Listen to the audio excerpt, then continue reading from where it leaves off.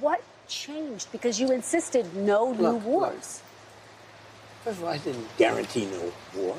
Why would I have built the strongest military in the world? I built our military. I inherited a terrible military. We had no equipment. We had nothing. I built a tremendous military. Biden gave a lot of it away, but it's still a relatively small portion compared to what I built. But you said it over and over again, Mr. Why would I build a President. military? Now,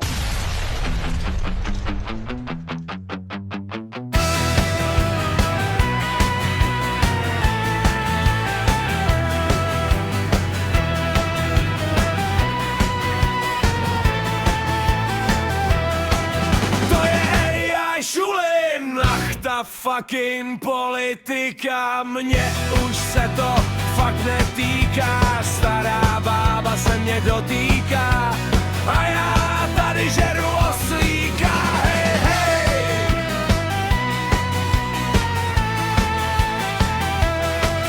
To je AI šulin, já teď běžím do obchodu, Trump tady zas bere vodu, prezident je na heráku, macinka řeve, ty čáku, hej!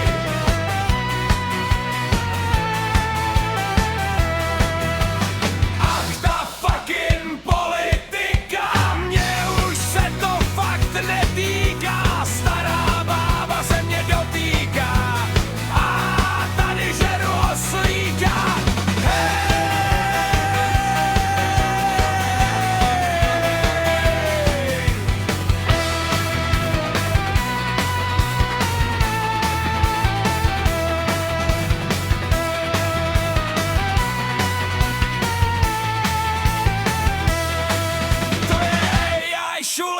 Trumpe, seš fakt košťáček, řasy máš jak smetá.